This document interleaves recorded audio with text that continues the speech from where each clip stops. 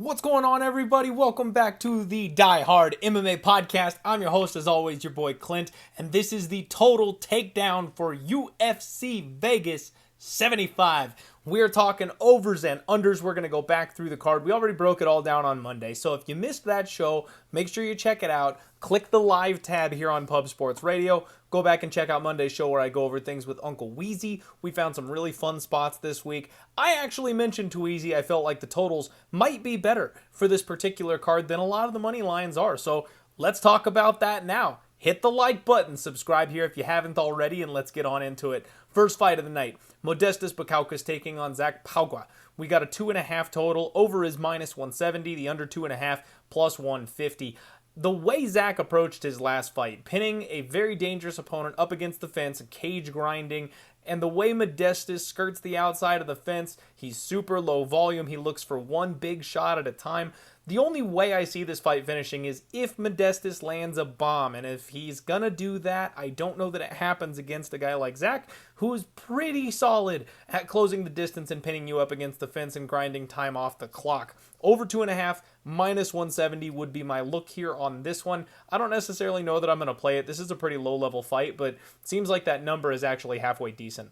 Ronnie Lawrence taking on Daniel Argueta. We've got totals set at 2.5. The over 2.5, again, is minus 240 here in this spot, so very pricey to get to over, and I think I understand that. Ronnie Lawrence has been incredibly tough to put away. You know, Said Yakub Kakramanov absolutely put this guy through the ringer.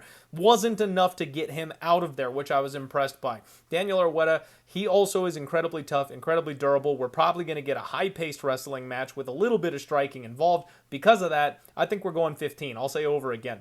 Gabriela Fernandez taking on Teresa Bleda. We got another 2.5. The under 2.5 is somewhere in the ballpark of plus 135 to plus 145. Over 2.5, minus 165. And I played under here, folks. I already went under. This was the first bet that I made on the card. Teresa Bleda has big-time power on the feet. She's aggressive. She's mean. She hits hard. And then what you've got, and I'm sorry, that's Bleda. That's Gabriela Fernandez that has that on the feet.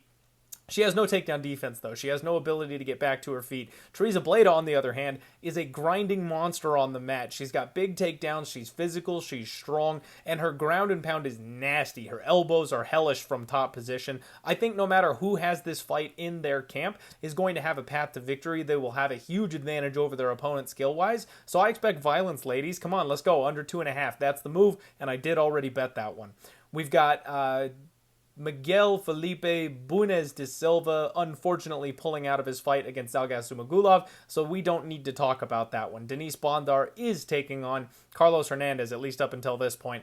Another 2.5 total, over minus 175, under 2.5 is plus 155, and I would lean to the over 2.5, except that we've seen Denise Bondar actually be put in some bad positions. In his UFC debut against Malcolm Gordon, a guy who I don't respect when it comes to cage, the cage, UFC level cage at least, I don't really think he's got much to offer. He's a bit of a glass cannon. His offense is fantastic, especially his jiu-jitsu, but he had this guy rocked and hurt with the striking before even making it to the grappling. We've seen him make some mistakes on the regional scene, and his padded record it's pretty rough. Taking on Carlos Hernandez, it's a guy I wasn't overly excited about to begin with, but he's at least fought closely with UFC caliber competition recently. I think he might actually have more of an edge here than we're expecting. The thing is, Carlos Hernandez, you don't finish this guy. He's got one submission loss, and Bondar ain't doing that. So the way this fight ends is if Carlos Hernandez somehow manages to submit Denise Bondar because he's a bit of a fraud. Otherwise, this one's going 15. So I'll say over, but I'm a little tempted on that Carlos Hernandez submission prop. I'm not going to lie. That's no bet on this one yet, but I might be sprinkling. Next up, you've got Christian Quinones taking on Kyung-ho Kang. Another 2.5, juiced minus 175 to the over. It looks like that's the majority of this card, folks. We might be in for several decisions here this weekend. Kyung-ho Kang, incredibly durable, nice jab, knows how to mess with his opponents. He finds their weaknesses. If he needs to wrestle, he wrestles. If he needs to jab and move, he jabs and moves. So because of that, he's usually pretty defensively sound, and he makes it to a close, tight 15-minute decision. Why would we expect anything less here? Christian Quinones might be able to crowd him, might be able to out-volume him, might be able to get to him in the striking. But I don't know if he's able to stuff those takedowns. So even though I think there's a chance Quinones could maybe find the chin of Kyung-ho Kang, I'm not banking on it. So we got to say over 2.5 at -175. It's another one where I'm suspicious that maybe the kid is legit. Maybe he finds the chin, but I've got no evidence to think he's actually going to do so. Alessandro Costa taking on Jimmy Flick. This one we finally flipped the narrative on its head. Over 2.5 is +190. Under 2.5, -220. And again, this is one of those ones I feel like should be set at 1.5. Why do we even have a 2.5 that we're looking at here in this spot? This is violence. Violence all day. Give me the under. Jimmy Flick is submission or bust. He goes out there, he throws up flying triangles. I mean, incredibly aggressive. He's got to get to you. He's got to latch onto your body. He's got to take your back. He will find a way to tap you out. If he can't do that, however, he doesn't have the best striking defense. He's not capable of taking the biggest shot. So he's going to knock you, he's going to get finished or he's going to die trying, basically. So I'll say under 2.5 here in this spot. We still don't really know who Alessandro Costa is, so Jimmy Flick might just be able to tap this kid. Muslim Salikhov taking on Nicolas Dalby, another 2.5. Over is -165. Under is +145. And I think this is an over spot again. Nicolas Dalby is a guy who doesn't have much in the way of offensive potency. He's very low volume. He again tries to like skirt the outside a little bit, picks his spots. Another guy that's in very close, tight decisions pretty regularly. Muslim Salikhov, even though he's getting a little bit older, this guy does have unreal power in his hands. The thing is, he's 39 years old. He slows down late. And because of that, I think someone like Nicolas Dalby might be able to tire him out with the grappling and then survive, even if he's out of gas himself. So I do think we'll get at least to the third round in this fight. Whether or not Dalby can survive that third round is the question. I don't think I'm laying -165 to find out. I thought about playing fight goes the distance. I'll be honest with you. I would rather take the shorter price tag if you can get like a -125 on fight goes the distance than lay the -165 on the over 2.5. It's one of those things where I will risk those last 2.5 minutes. I'm not sure if I've decided that's a play I actually want to make yet though. So nothing for me yet, but the lean is over, just banking on the durability of both these guys and questioning the gas tanks of both these guys because they're getting up there. They're getting old. Nicolas Motta taking on Manuel Torres is up next. We've got Motta. The total is 1.5. We finally have a 1.5 to talk about. Over 1.5 is +130. Under 1.5 is -150. The way these guys fight, I mean, I can't really go against the narrative here. I got to say under 1.5 -150. Torres has hardly ever been out of round one. He kills people early, and we know this guy is on the sauce. He puts everything into every punch, and if he doesn't get you out of there, he's exhausted. Somebody like Nicolas Motta, who's going to have that movement, that speed advantage, he's far quicker, he's far more precise, he's explosive. He can keep doing that for 15 straight minutes. This kid can slug it out. The problem is he also has no idea what defense is, so he does come in and he crashes the pocket, even though he's the smaller man sometimes. Yeah, I think we're going to see a bloodbath. One of these guys probably gets knocked out in round one. If this gets to round two, the longer it goes, the more it favors Nicolas Motta, in my opinion, but I think we still get under that 1.5. Next up, you've got Lucas Almeida taking on Pat Sabatini, a 2.5 total, over +110, under 2.5, -130. And I do kind of lean towards violence here again. Now, Pat Sabatini could backpack this guy. We've seen that before. He's got the wrestling chops to get on top of this man and then just never let him free and be able to grind that clock away and win a decision. Absolutely possible for Pat to do that. However, Lucas Almeida hits like a truck. And if he gets to the chin of Pat Sabatini, we know he does not like getting touched. I think he'll win by knockout if he's going to win the fight, more likely than winning by decision. Pat Sabatini, on the other hand, we don't really know about Lucas Almeida's grappling at this point. We've seen him give up some soft takedowns. If Pat Sabatini has 7-8 minutes of grappling control on you in a fight, he's probably going to find a way to your back. He's probably going to find a way to submit you. The guy's got nasty heel hooks. He's got great back control. He's got a tight squeeze on him. This is not some high-level credentialed guy that we've known about in a long time. Lucas Almeida's a striker. So I fully expect finish from whoever is in control for this fight. I'll say under 2.5.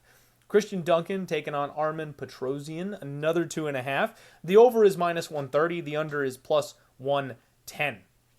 And I think I want to say over. You know, Christian Duncan is very, very untested at this point.